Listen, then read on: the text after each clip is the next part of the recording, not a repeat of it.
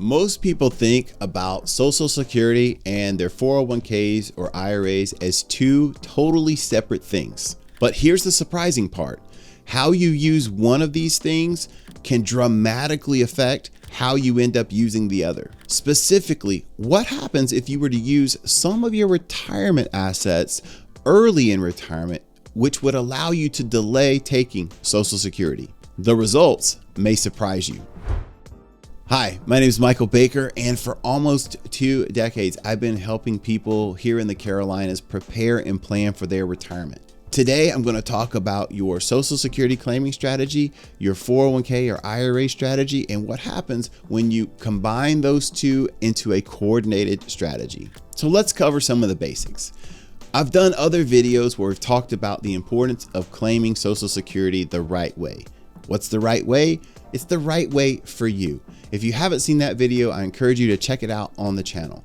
But most people know if you claim Social Security at the earliest age 62, it results in a permanent reduction of benefits. However, if you defer taking your Social Security benefits, there is an increase in that income every single year until age 70. So potentially up to 8 years of increasing income if you're able to defer benefits. But delaying your Social Security income most likely means you have to have income from somewhere else.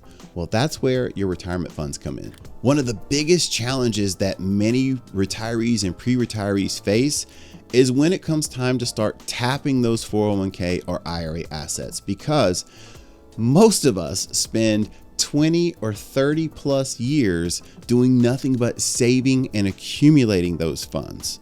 We've grown accustomed to putting money into those accounts and watching them build and grow over time.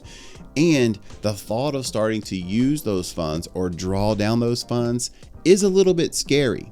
But spending your retirement assets early or earlier than you thought isn't always a bad thing. Let's talk about 3 potential benefits. First, if we use some IRA assets earlier in retirement, it has the potential to reduce future required minimum distributions.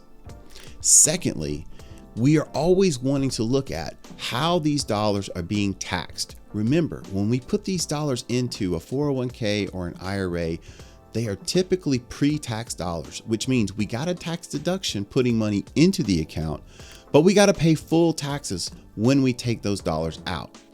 One of the things we want to look at is what's the optimal strategy for paying a low tax bill when we're distributing assets. We don't want to be paying more taxes than necessary. So taxes become part of the equation when we start looking at retirement income. Lastly, and kind of the point of this video, is if we're able to use some of these assets earlier in retirement, it may allow us to defer claiming Social Security, which Social Security is a paycheck that is backed by the federal government. Not only is the government going to guarantee that check, but it also comes with inflation adjustments. And it does have a little bit of a tax benefit as well, as right now, the maximum amount of Social Security that can be counted towards your taxable income is only 85% of that benefit. So Social Security dollars are not the same as IRA dollars, especially when you factor in the inflation adjustments and the tax difference. Of course, if you've watched this video, I'm not in any way suggesting that we just recklessly drain our IRA or 401k balances. We do things in the context of a plan so that it makes sense. So let's talk about the trade-offs. Of course, if you're in the middle of a raging bull market like we seem to be right now, and accounts have been doing extremely well with their investments, it can be a little bit nerve-wracking to think about using those dollars when we've seen them appreciate. Well, the first thing I would tell anyone, especially if you're planning for retirement, is retirement is a different season of life. It is a transition from years where you're only focused on accumulating and building assets to now your focus is going to be shifting to how do we distribute these assets, protect our lifestyle, and still try to have assets that are dedicated to growth. So one of the trade-offs is if we're going to use some IRA dollars or 401k dollars to defer Social Security, those dollars that we're going to use are no longer going to be invested. So for those specific dollars, they're not necessarily going to be giving us the growth that maybe they had in years past. However, remember, the purpose of using those dollars today is it allows us to defer and maybe grow a Social Security benefit even larger in the future. When we're looking at an income bridge and we're basically taking some dollars and setting them aside for the purpose of distributing, where maybe we're deferring an annuity benefit, maybe we're deferring a pension benefit, maybe we're deferring a Social Security check or the larger Social Security check, because we want that surviving spouse benefit to be as high as possible. So we refer to that as an income bridge. When we're looking at using dollars for an income bridge, one of the things we want to make sure we're being tax efficient, but we're also making sure that those dollars are insulated from market volatility. Because one of the risks that you face is if you're looking at your accounts today, if you're looking at your 401k balance or your IRA balance, and you're thinking, you know what, I'm going to defer this money in the future and I'm going to take Social Security today. Well, those are two very different systems. Social Security is backed by the government, and we can quantify or calculate what that check will look like. We can't quantify or calculate what your IRA is going to look like in 3 years or 4 years from now. Yes, we would love for it to continue to grow, but we could have a severe market contraction, a significant bear market or black swan event where maybe 4 years from now, you're actually underwater in your IRA or you're at the same playing field. So there is market risk to be considered. And the question is like, would that portion of income or that portion of the account that you would use, is it worth retaining the market risk on those funds? Or would it make more sense to use those funds to help you defer a benefit that you can calculate and know exactly what it will be in the future? Another thing to consider is taxes. In my view, one of the cardinal sins of any type of distribution strategy is not being tax efficient. Right now, based on the current legislation that was just passed, our current tax brackets were made permanent. Now, if you've had any type of conversation with me, I'll say it here on this video, but we say permanent means the tax code is written in pencil. Permanent just means that this Congress isn't going to change it again.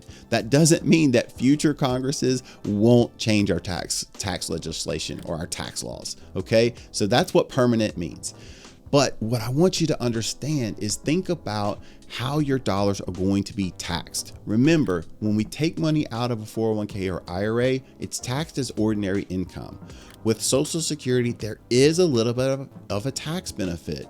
Right now, under the current law, only up to 85% of your Social Security checks could be counted towards taxable income.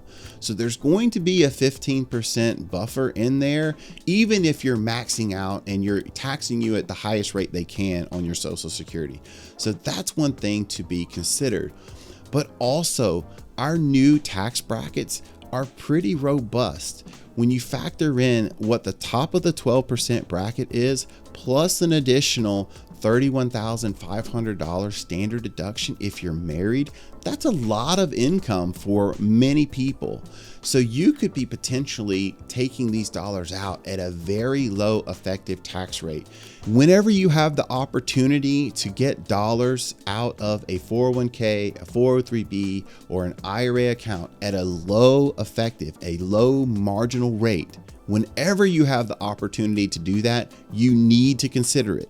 Doesn't mean that that's what you do, but you need to look at it, because the game that we're trying to play is where we pay the lowest bill over the course of our lifetime. So even if you're not necessarily going to need those dollars, but you still have room in these lower brackets, you absolutely should consider some proactive tax strategies where either we're distributing out, paying a lower tax rate, or looking at Roth conversions. The last point I'll make is that retirement isn't just about one specific decision. Retirement is about a lot of decisions that you want to look at in context of a plan, and to the degree that you're able to, coordinate those decisions where you make the best possible plan for you. Your savings, Social Security claiming strategies for you and your spouse, taxes, tax coordinated strategies, distributions, the different types of accounts that you have. You want everything working together for max benefit for you and your goals.